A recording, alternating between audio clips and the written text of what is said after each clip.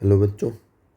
तो डिटर्मिनेंट का लेक्चर 3 हमने 2 लेक्चर कर लिए। तीसरा लेक्चर है जिसमें हम symmetric determinant, skew symmetric determinant, summation properties और 2 डिटर्मिनेंट का प्रोडक्ट कैसे करते हैं, ये सब चीज़ें देखेंगे। ठीक है, तो पहला ही टॉपिक जो आता है, पहला टॉपिक है सिमेट्रिक डिटर्मिनेंट।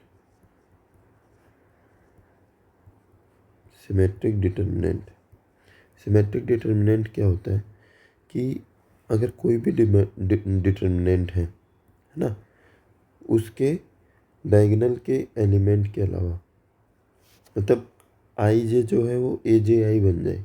मतलब आई जे आई ए जे आई कैसे बन सकता है, अभी मैं बताता हूँ। If a i j equal to a j i, है ना, then determinant is symmetric determinant.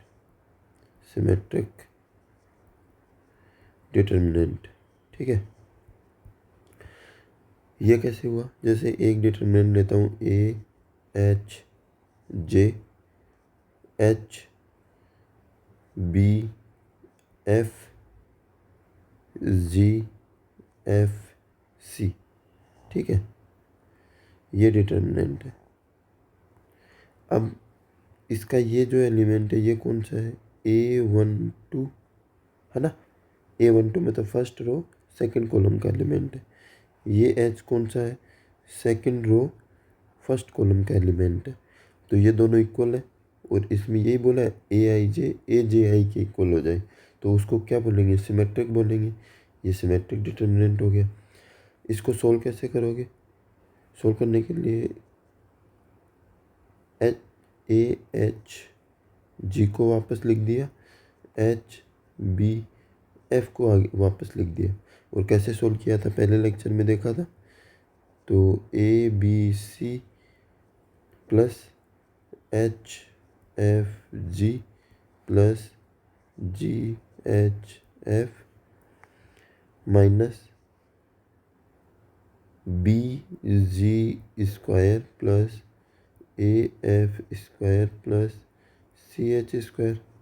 ऐसे लिखा था सर। कैसे लिखा? अरे जी एफ सी, ये जो वाली रो है ये तो सेम है, इन ये दो को वापस मैंने लिख दिया। ठीक है, फिर हमने क्या किया था? ऐसे अलग अलग किया था और इनको मल्टीप्लाई कर दिया। याद करो, पहले लेक्चर में किया था। हाँ सर, किया था याद थोड़ा थोड़ा तो। ठीक है, अब इसमें और क्या लिख सकते हैं? A B C plus 2FGH minus BG square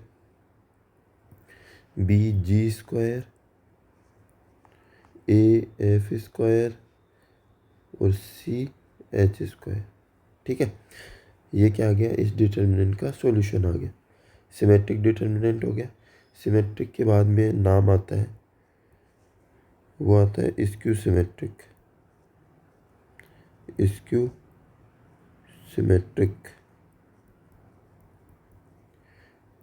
symmetric determinant कौन सा है? अरे डिटर्मिनेंट तो लिख दिया। स्क्यू सिमेट्रिक डिटर्मिनेंट इसका उल्टा होगा। बस यही फ़र्क है, ए आई जे है वो माइनस ए जे आई के इक्वल होगा। ठीक है, तो इसमें कुछ ज़्यादा फ़र्क है नहीं। अभी 1 मिनट रुक जाओ, मैं ये लिख देता हूँ, convert.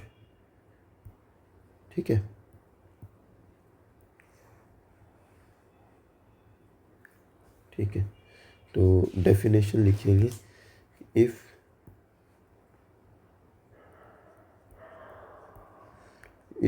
A i j equal to minus a j i, ठीक है, देन इट इज स्क्यू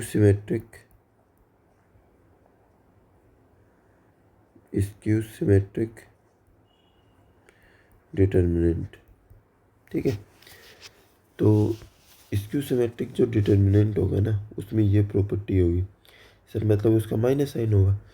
लेकिन स्क्यू सिमेट्रिक डिटर्मिनेंट की एक खास बात है, वो क्या है कि इन skew symmetric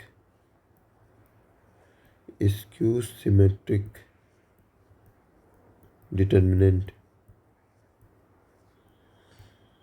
skew symmetric determinant में क्या होगा, डायगोनल एलिमेंट्स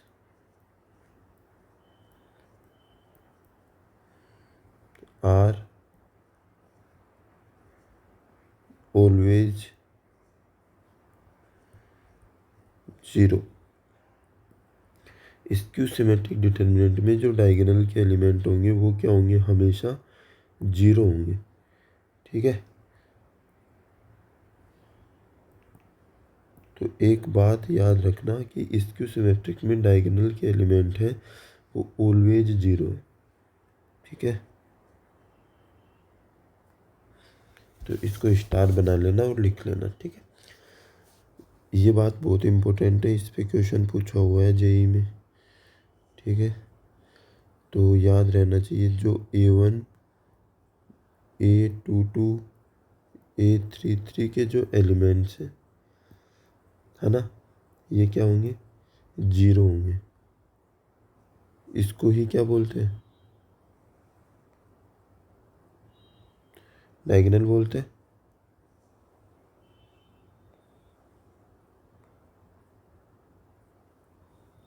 क्या बोलते हैं इसको, डायगोनल एलिमेंट। तो इसमें ये क्या होता है, ए आई के क्या होता है, ए आई इक्वल टू जे होता है। ठीक है। तो आई इक्वल टू क्या आएगा, माइनस का ए आई आएगा। स्क्यू सिमेट्रिक मैट्रिक्स की प्रॉपर्टी है आई, पर ये आई जो है इसके नेगेटिव के साथ ही वो हो सकता है ना। तो ये यहाँ से क्या हो जाएगा, 2 इक्वल टू जीरो। तो आई इक्वल टू क्या आ गया, जीरो आ गया। इसका मतलब क्या हुआ, डायगोनल एलिमेंट्स क्या हो गए, डायगोनल एलिमेंट्स ज़ीरो आ गया। ठीक है। अगर कोई पूछे कि डायगोनल एलिमेंट ही जीरो क्यों होंगे, तो हम बता देंगे कि डायगोनल एलिमेंट आई होता है, तो उसका नेगेटिव क्या होगा, आई, है ना। और उसको लेफ्ट साइड में ले आएंगे तो 2 आई हो जाएगा, और यहाँ से एलिमेंट क्या आ जाएंगे, जीरो आ जाएंगे। ठीक है। एग्जाम्पल अगर हम देखें स्क्यू सिमेट्रिक का, तो एग्जाम्पल हम लिख सकते हैं कि 0 B -B 0, डायगोनल के एलिमेंट जीरो है ना। ये क्या है, 2/2 का स्क्यू सिमेट्रिक है। अब इसको सोल्व करेंगे तो आ जाएगा B², सीधा डायगोनल के एलिमेंट को मल्टीप्लाई कर देंगे, है ना। और अगर 0 0 0 आ गया, ये H है तो यहाँ -H आएगा, ये G है तो यहाँ -G आएगा, ये F है तो यहाँ -F आएगा। ठीक है। मतलब AIJ है, A12 की जगह माइनस का A21 होगा। हाँ सर समझ गए हैं थोड़ा। ठीक है। और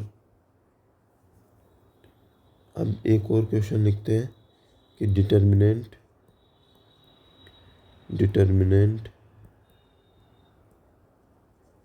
वैल्यू ऑफ D। एक डिटर्मिनेंट दिया है, इसकी वैल्यू बतानी है आपको, 0A -B -A 0C B -C 0। आपको एक बात और पता होनी चाहिए, ये 3/3 की क्या है, स्क्यू सिमेट्रिक डिटर्मिनेंट है ना। और स्क्यू सिमेट्रिक जो डिटर्मिनेंट होता है ना, इसका डिटर्मिनेंट ज़ीरो होता है। ठीक है। स्क्यू सिमेट्रिक डिटर्मिनेंट का डिटर्मिनेंट क्या होता है, जीरो होता है। ये पता ही होना चाहिए, और पता नहीं है तो पता लग गया होगा, क्योंकि सोल्व करोगे फिर भी जीरो आ रहा है पहले ही पता लग गया। ठीक है, तो स्क्यू सिमेट्रिक है तो क्या ये है A12, तो इसका नेगेटिव ये है माइनस का A21, ये है A13, इस किसका नेगेटिव है A31 का नेगेटिव है ना, चाहे कहीं भी हो पर एक का दूसरा नेगेटिव होना चाहिए। ठीक है, तो अब लिखते हैं हम पॉइंट रिमार्क। ठीक है, रिमार्क क्या है, क्योंकि अभी मुझे पता है किसी के दिमाग में ये आ रहा होगा, सर आपने तो ये 2 ऑर्डर की किया था, इसका तो 0 आया ही नहीं, तो आपने बोला क्योंकि डिटर्मिनेंट 0 होता है। हाँ, तो वही तो लिखवा रहा हूँ, skew symmetric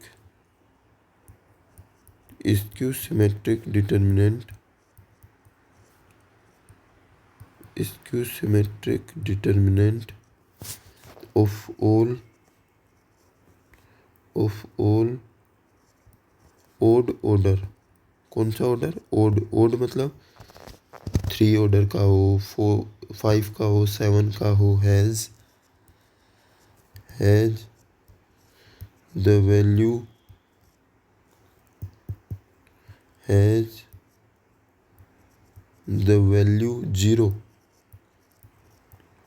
0 and skew symmetric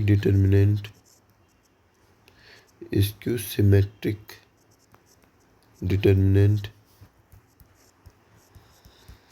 of all even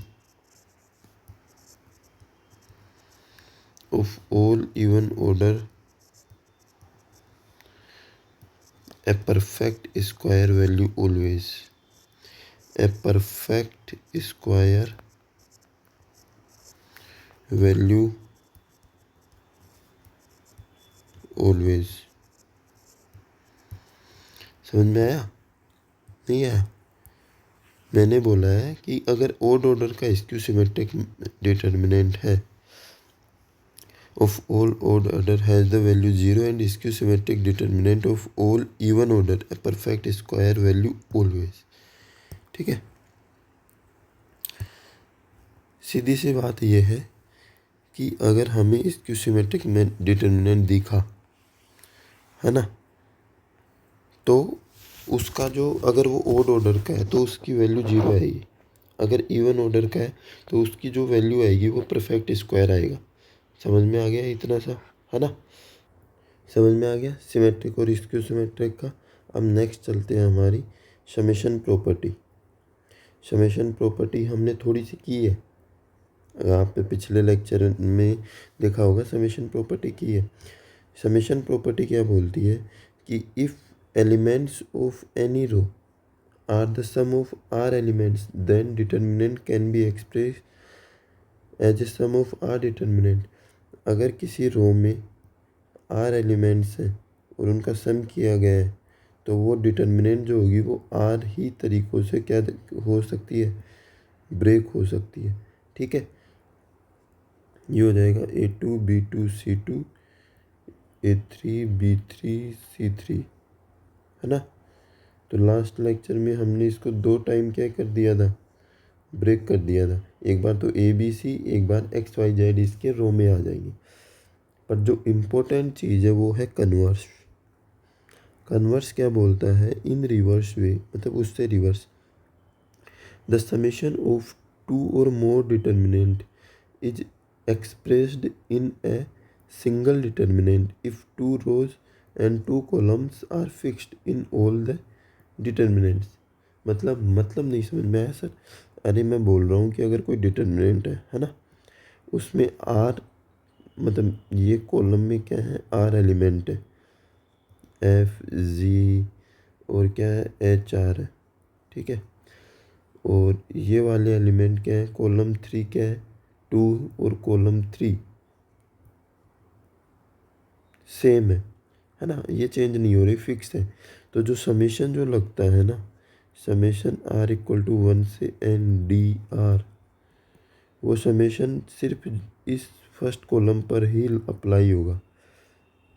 ठीक है, कॉलम फर्स्ट पर ही क्या करोगे, आप समेशन को अप्लाई करोगे। समझ में आया? अब समेशन कैसे सोल्व करोगे? बड़ी चीज़ तो यही है ना कि समेशन आते ही तो पसीने छूट गए। सर ये कैसे करेंगे? तो इसको करने का एक सीधा सा, आपने सीक्वेंस एंड सीरीज में समेशन एन पता है? समेशन एन क्या होता है सर? नेचुरल नंबर का सम n+1/2।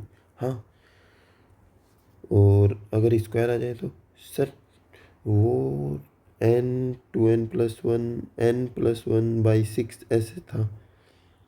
क्यों भाई? तो n+1/2 का स्क्वायर। हाँ याद है ना? उन चीज़ों को याद रखना है, ठीक है। जैसे क्वेश्चन में देता हूँ आपको कि लेट dr इक्वल टू है r r-1 r-1 r, ठीक है। तो बाय यूजिंग समेशन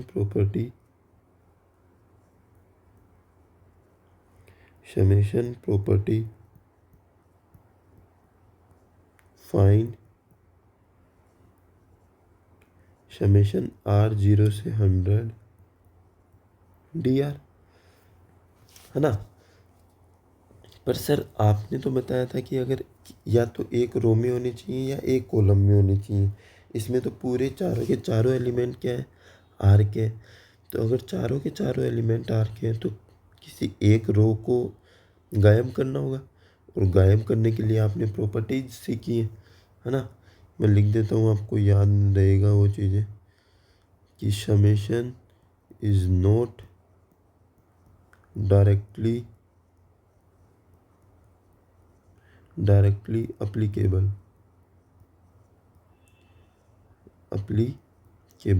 ठीक है, as it contains all 4 variable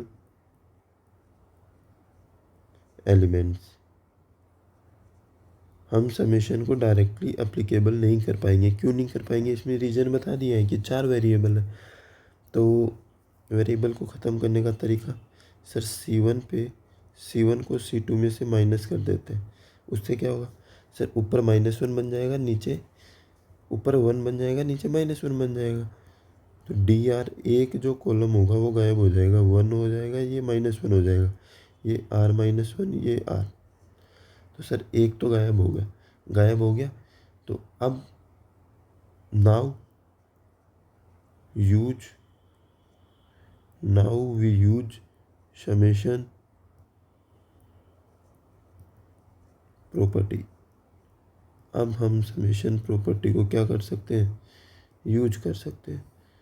और इसको मैं थोड़ा सा चेंज भी कर सकता हूँ। Now use summation property.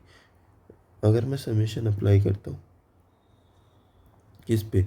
dr पे, तो समेशन 1 और -1 पर तो लगेगा नहीं क्योंकि वेरिएबल नहीं है। तो समेशन लगेगा r इक्वल टू 1 से 0 से 100 r-1, और समेशन r इक्वल टू 0 से 100 r, ठीक है।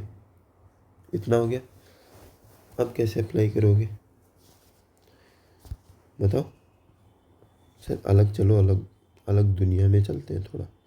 हाँ चलो साइड में चलो। सर कोने में लिखो आप समेशन r इक्वल टू 0 से 100, ऊपर वाले को सोल्व करते हैं r minus summation r equal to 0 से 100 और 1 तो सर समेशन से बाहर आ जाएगा। हाँ बाहर आ जाएगा। तो ये 0 से 100 तक का सम कितना हो जाएगा? 101। हाँ 0 से स्टार्ट हुआ है, मतलब r की वैल्यू 0 रखेंगे तो भी 1 ही आएगा, क्योंकि r है ही नहीं, कांस्टेंट है, तो 1 ही आएगा। और 100 तक लेना है तो 101 एलिमेंट हो गए। और इसमें 0 + 1 + 2 + 100 तक, और इनका सम क्या होता है? 5050। ये कैसे किया?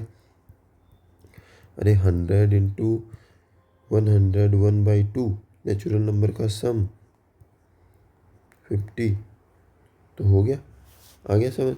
और इसको माइनस करोगे तो क्या आएगा, तो 1 - 1, नीचे वाला तो 5050 होगा क्योंकि नेचुरल नंबर का सम दे रखा है। और इसको माइनस करोगे तो 9 4 9 4 4949। समझ में आ गया।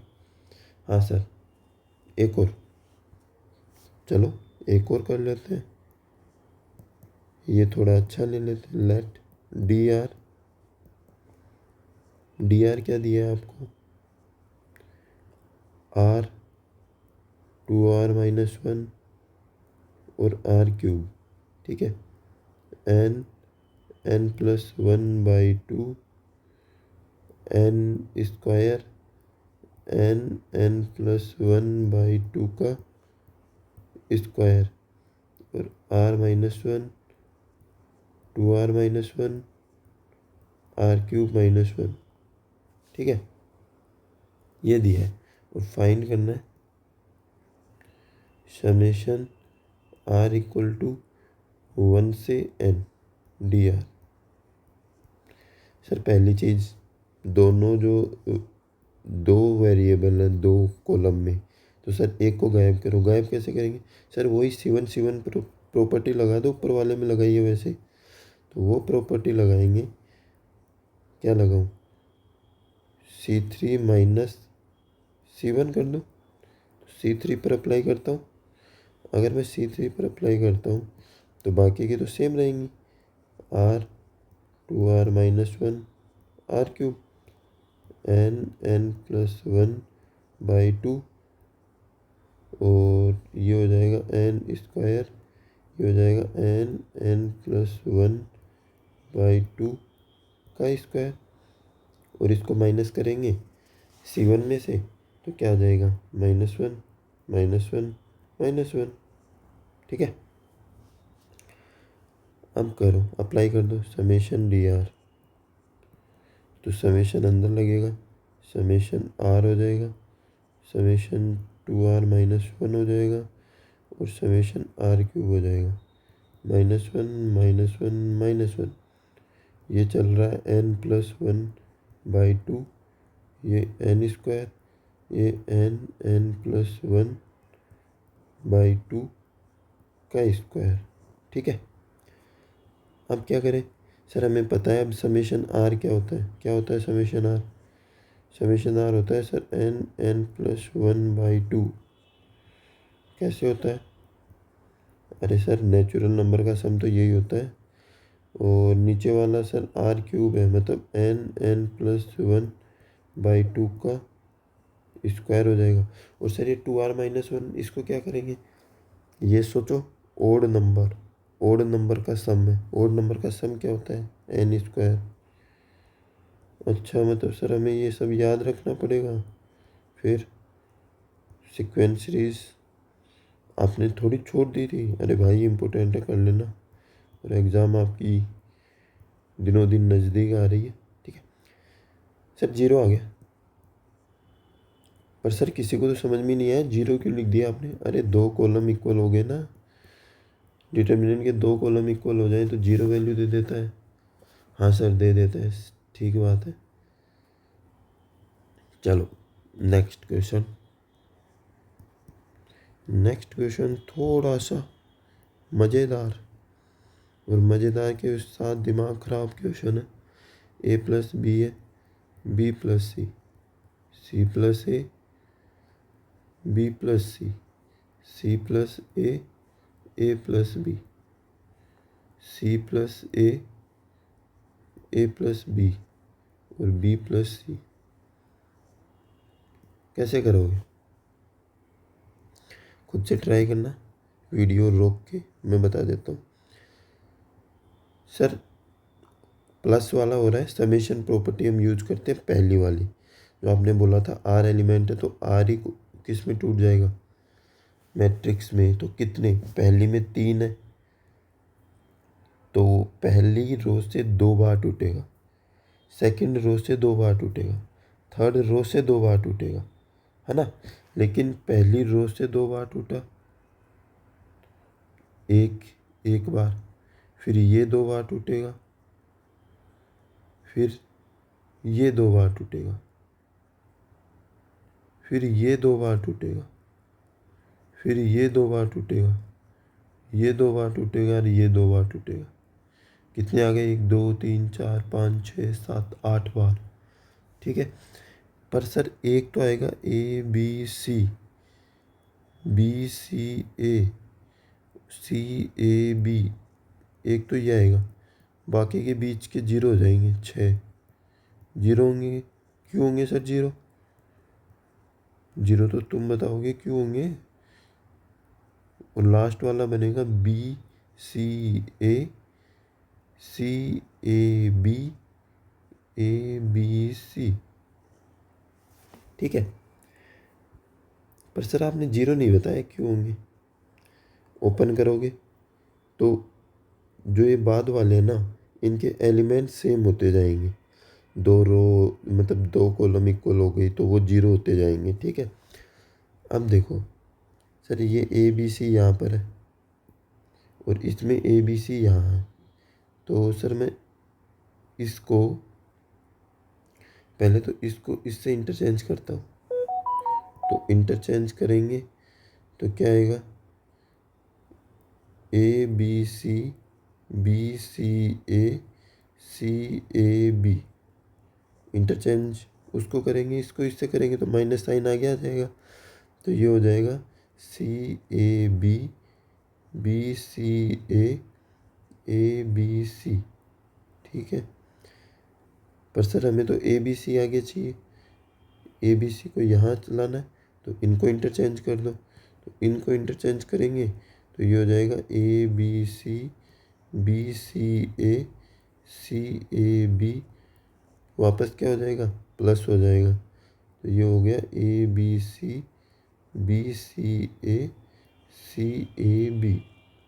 ठीक है, और इसको सोल्व करोगे तो ये दोनों ऐड हो गए क्योंकि दोनों सेम डिटर्मिनेंट है, A B C, B C A, C A B.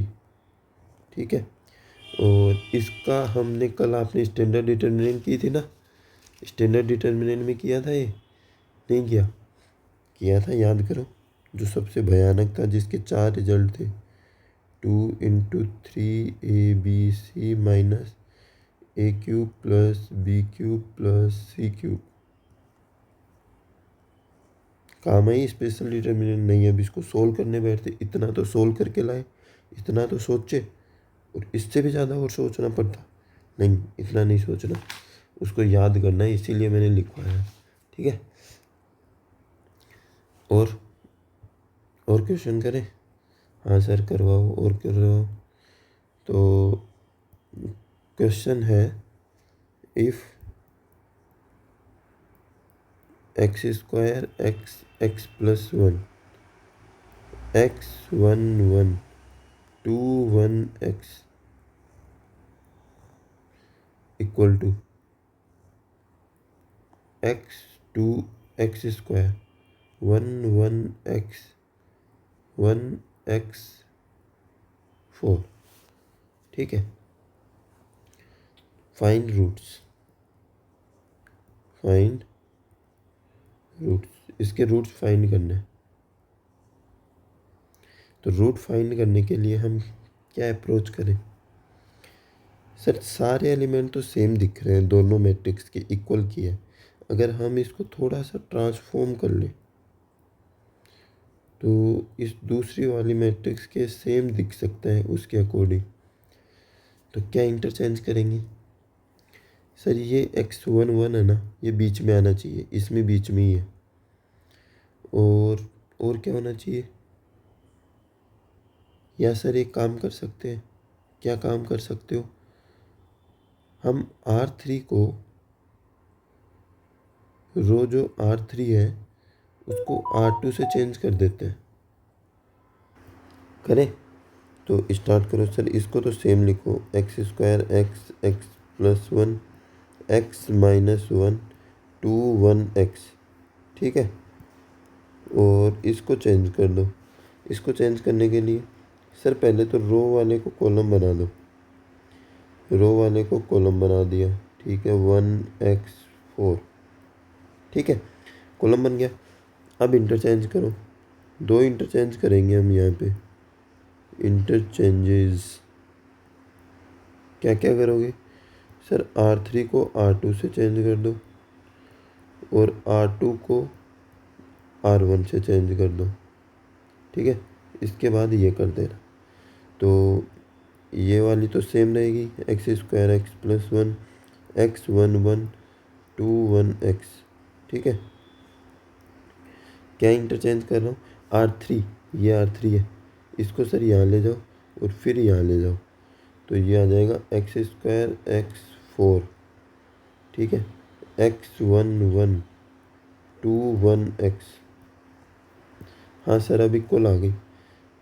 नहीं सर, नहीं है, ये x+1 की जगह 4 आ रहा है, मतलब x+1 इक्वल टू क्या है? 4, मतलब x इक्वल टू क्या है? 3। हाँ सर, ये 3 है। अब क्या हो गई? सेम हो गई।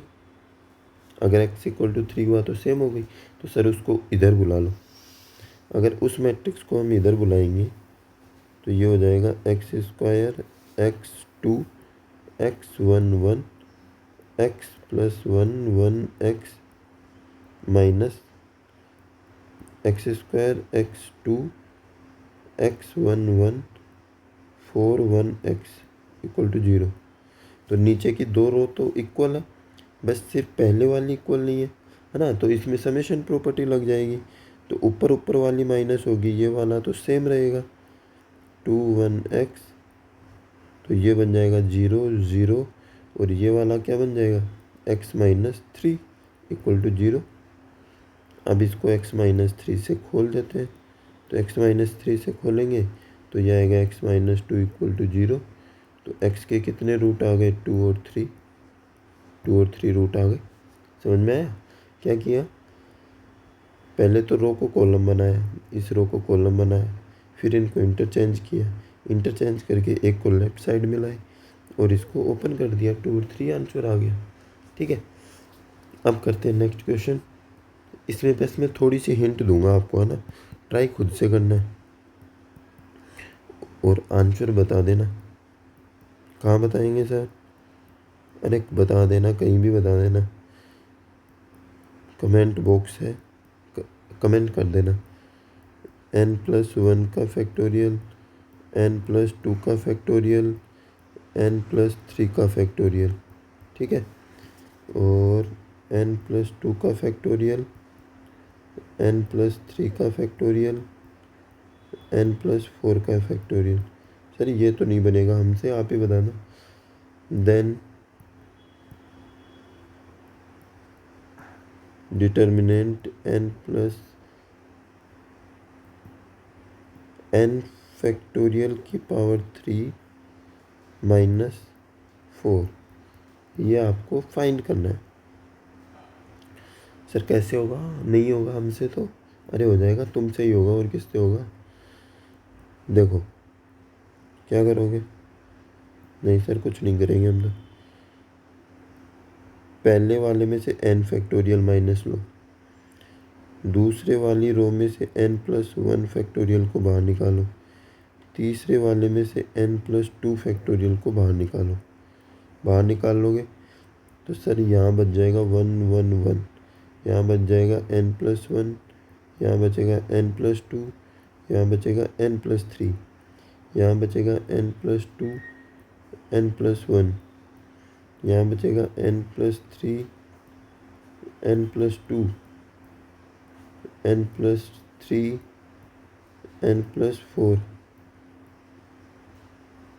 ठीक है, ये बच गया। अब क्या करना है? ये आ गया डिटर्मिनेंट। अब क्या करोगे सर? n फैक्टोरियल की पावर 3 से डिवाइड करोगे तो n+1 का फैक्टोरियल, n+2 का फैक्टोरियल, और ये आ गया n फैक्टोरियल n फैक्टोरियल। एक n फैक्टोरियल तो गया, डिवाइड लगा दिया, सेम बना दो 1 1 1 n+1 n+2। सर आप बोल रहे थे ना आप नहीं करवाओगे, हम ही करेंगे। हाँ हाँ, तुम ही करोगे, पता है मेरे को। बस थोड़ा सा मैं आपको किनारे तक पहुंचा देता हूँ, फिर उतर के तो खुद ही भाग जाओगे तुम, है ना। तो n+4, ठीक है। अब इसको तुम सोल्व करना है। प्रॉपर्टी क्या लगा दोगे, C3 को C2 से माइनस कर देना, ओपन कर लेना, हो जाएगा, आंसर आ जाएगा। सर इसका क्या करेंगे, अरे n+1 n फैक्टोरियल होगा, और ये n+2 का क्या हो जाएगा, n+2 n+1 और n फैक्टोरियल। इससे ये कट जाएगा, इससे ये कट जाएगा, n+1 स्क्वायर n+2 हो गया। हाँ सर अब हो जाएगा, अब फैक्टोरियल तो गया, उसी का डर लग रहा था हमें तो, है ना। नेक्स्ट क्वेश्चन करें। हाँ सर कर लेंगे, कोई दिक्कत नहीं है, तो करो। नेक्स्ट क्वेश्चन है A28 3B9 6 2CR digit numbers divisible by k। ये जो नंबर्स हैं, ये जो डिजिट्स हैं, इसको हम k से डिवाइड कर सकते हैं, इसने बोला है, तो प्रूव करना है। Then prove that given determinant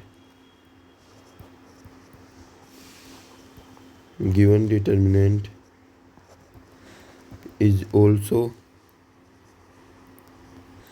divisible by k। कौन सा डिटर्मिनेंट दिया है इसने बोला है A3689C2B2।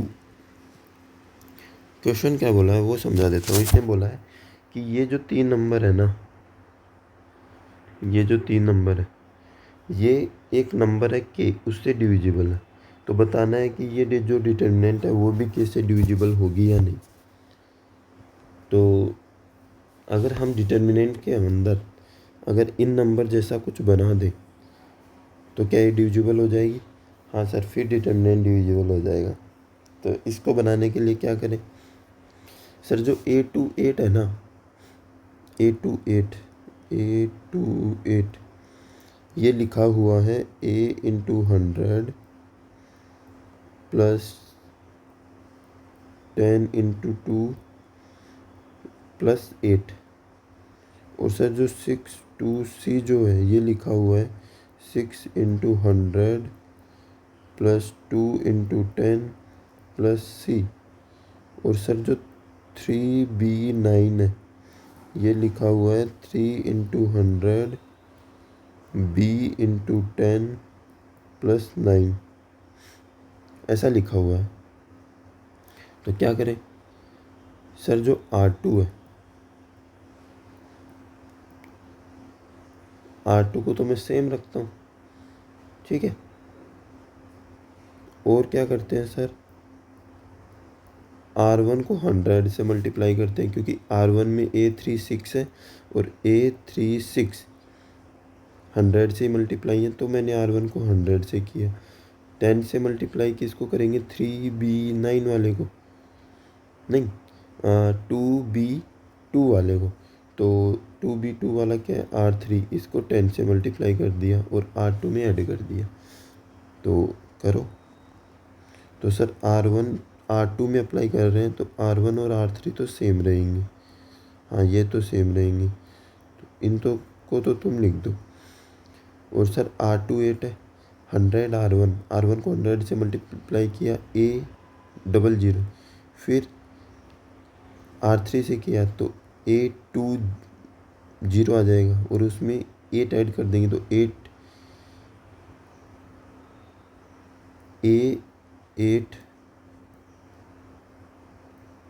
A28 हो जाएगा।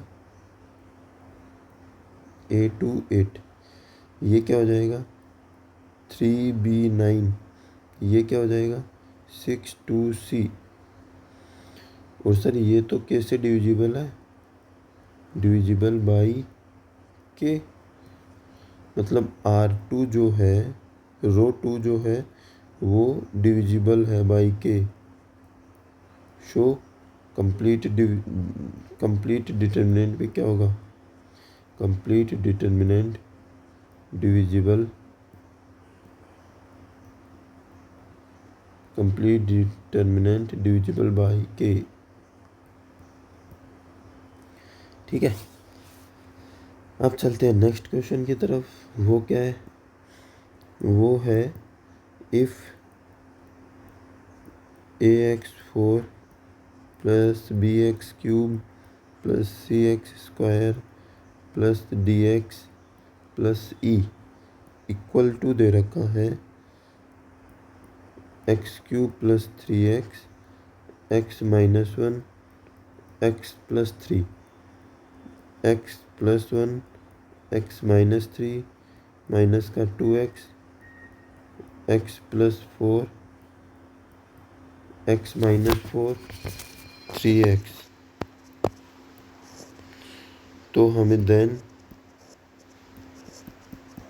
ई बताना है। ई क्या आएगा सर, अगर हमें ई ही बताना है, ये वाला बताना है, ये वाला, तो सर x को 0 रख दो, पुट x इक्वल टू 0। अगर x को 0 रखूँगा तो लेफ्ट साइड में तो ई ही बचेगा, सारा 0 हो जाएगा। और डिटर्मिनेंट में जो 0 है, 0 माइनस 1 3, 1 0 माइनस 4 माइनस 3 4 0। और सर ये odd order skew symmetric matrix है, स्क्यू सिमेट्रिक डिटर्मिनेंट। तो इसका डिटर्मिनेंट क्या होगा, 0। तो ई क्या आ जाएगा, 0 आ जाएगा। ठीक है, ई 0 आ गया। सर ऐसे क्वेश्चन और अगर हमें खुद से ट्राई करना चाहें तो हाँ लो, खुद से ट्राई करो। λ² plus 3 lambda, lambda minus 1, lambda plus 3, lambda plus 1, lambda minus 2, 2 lambda, lambda plus 4, lambda minus 4 और 3 लैम्डा। ठीक है, ये दे रखा है। और इसको मैं थोड़ा सा एक बार खिसका देता हूँ इधर, और इक्वल टू दे रखा है p λ4 plus q λ3 plus r λ² plus s λ plus t। ठीक है, आपको पहली चीज़ फाइंड करनी है, फाइंड t। तो t को फाइंड करने के लिए तो आप लोग लैम्डा को 0 कर दोगे, अब आपने देख ही लिया है ना। लेकिन अब वो समझदार हो गया थोड़ा, आप उसको पता लग गया कि आप लैम्डा तो निकाल लेते हो, टी तो निकाल लेते हो, 0 रखते, आप एस निकालो। एस कैसे निकालोगे सर, ये तो हम सोचे ही नहीं हमने। एस निकालने के लिए भी लैम्डा को 0 पुट करना है। सर 0 पुट करते तो एस 0 हो जाएगा। नहीं, उससे पहले आप एक काम कर दो, डिफ्रेंशिएट कर दो।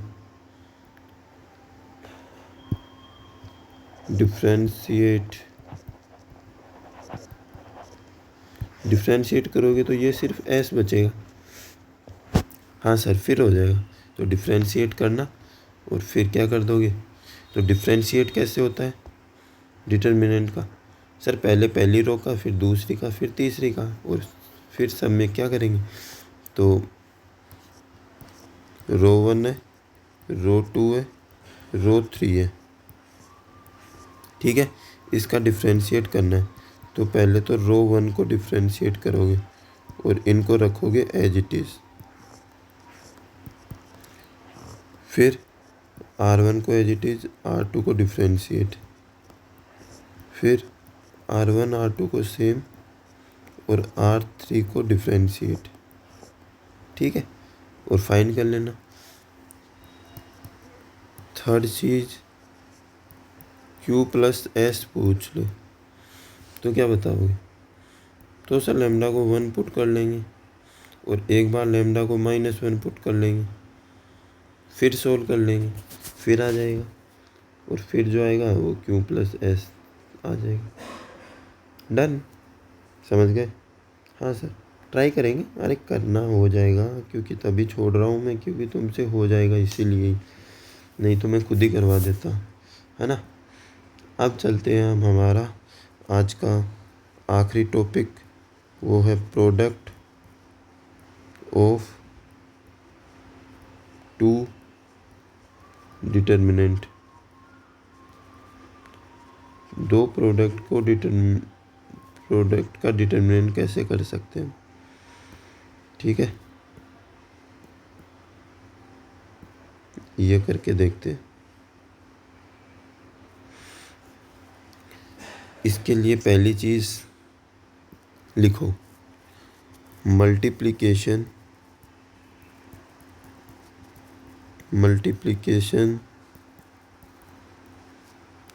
Of two determinant can be done by these 4 ways। कौन से 4 वेज सर? कौन से 4 तरीक़ों से हम इसको मल्टीप्लाई कर सकते हैं? अभी बताता हूँ। पहला तरीका, रो को रो से मल्टीप्लाई कर दो। रो को रो से, जो रो है रो को रो से करते जाओ, या रो को कॉलम से करते जाओ, या कॉलम को कॉलम से कर दो, या कॉलम को रो से कर दो। बात एक ही है, बट रो को रो से जो करना है ये क्या होता है, प्रीफरेबल होता है। मतलब इससे हम मोस्टली इसी से करते हैं।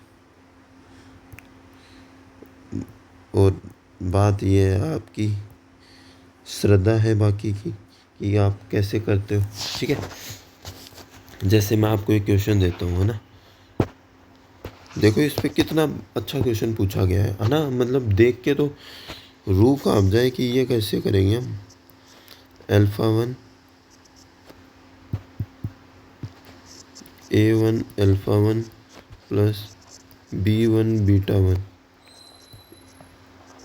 A1 α2 B1 β2 A1 α3 plus B1 β3 A2 α1 plus B2 β1 A2 α2 plus B2 β2 A2 α3 B2 β3, ठीक है। A3 α1 B3 β1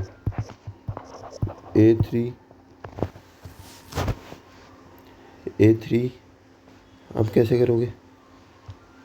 A3 α2 plus B3 β2 है, और A3 α3 plus B3 β3 equal to 0 दिया है, प्रूव करना है।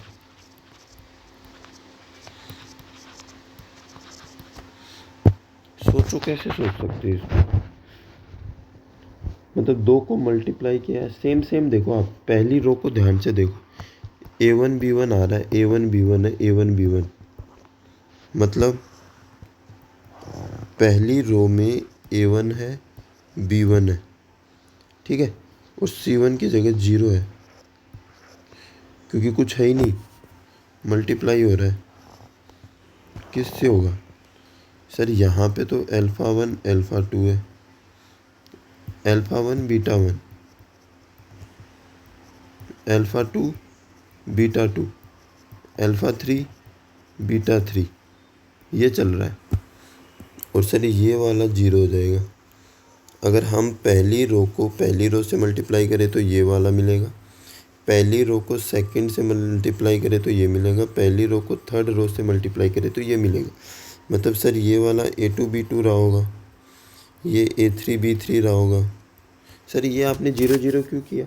क्योंकि ये 3/3 की थी और 3/3 की ही डिटर्मिनेंट को मल्टीप्लाई करेंगे तो ये मिलेगा। तो हम तीसरा तो कुछ था ही नहीं, तो मैंने 0 0 ले लिया। और आपको पता है अगर एक पूरी कॉलम 0 हो जाए तो वो 0 आ जाएगा, ये 0 आ जाएगा, मल्टीप्लाई 0 हो गया प्रूफ। नहीं बैठ के सोचते ही रहो बेटा कि क्या करें क्या करें, दिमाग में कुछ आएगा ही नहीं। चलो दूसरा इसके जैसा ही 1 प्लस अल्फ़ा एक्स का स्क्वायर 1 प्लस बीटा एक्स का स्क्वायर 1 प्लस गामा एक्स का स्क्वायर, ठीक है, 1 प्लस अल्फ़ा वाई का स्क्वायर 1 प्लस अल्फ़ा जेड का स्क्वायर 1 प्लस बीटा वाई का स्क्वायर 1 प्लस बीटा जेड का स्क्वायर 1 प्लस बीटा नहीं है इसमें, गामा वाई का स्क्वायर 1 प्लस गामा जेड का स्क्वायर इक्वल टू क्या आएगा? सोच के बताओ। सर ये जो है ना, ये है 1 plus 2 alpha x plus alpha square x square, और इसमें है 1 plus 2 beta x beta alpha square beta square, मतलब बीटा स्क्वायर एक्स स्क्वायर, मतलब 1 1 1 तो इधर चल रहा है, और 2 अल्फ़ा 2 बीटा 2 गामा है, और अल्फ़ा स्क्वायर है बीटा स्क्वायर है और गामा स्क्वायर है, और मल्टीप्लाई कर रहे हैं सर 1 एक्स स्क्वायर से, फिर 1 वाई स्क्वायर से, फिर 1 जेड स्क्वायर से। हाँ यही कर रहे हैं। और सर इसमें से अगर मैं 2 कॉमन ले लूँ तो 1 1 1 बनेगा, अल्फ़ा बीटा गामा बनेगा, alpha square beta square gamma square आएगा, multiply 1 1 1 x y z x square y square z square. और सर इसमें ये स्टैंडर्ड बन गया, मतलब ये बन गया sir alpha minus beta beta minus gamma gamma minus alpha, और इसका क्या हो जाएगा x minus y minus z minus x. ठीक है, ये हो जाएगा। ठीक है, डन। अब क्या बचा? एक और बचा है हमारा सिस्टम ऑफ लीनियर इक्वेशन। ठीक है, वो हम कल करेंगे। ठीक है, बाय।